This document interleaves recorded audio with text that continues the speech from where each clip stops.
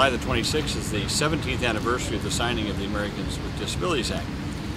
Now, it's done a lot of good for our country. Every time you see curb cuts all over America, you see ramps, you see workplaces that are accessible, buses that are accessible, trains that are accessible.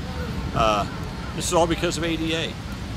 Because we just wanted to break down the barriers so that people with disabilities could have full participation in our society, equal opportunity, independent living, and economic self-sufficiency. Those are the four pillars of the Americans with Disabilities Act. I was a sponsor of that in the Senate in 1990.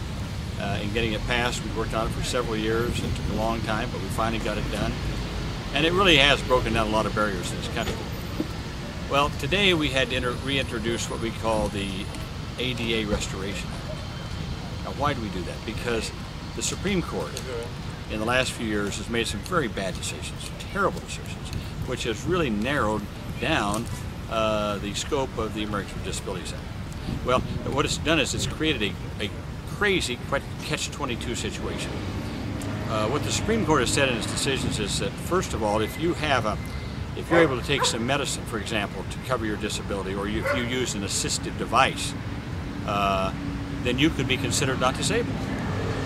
Even though we specifically said in the report language in 1990 that it makes no difference. You should be considered disabled no matter if you take medicine or not. So right now what happens is, let's say someone with a disability like epilepsy goes to seek a job.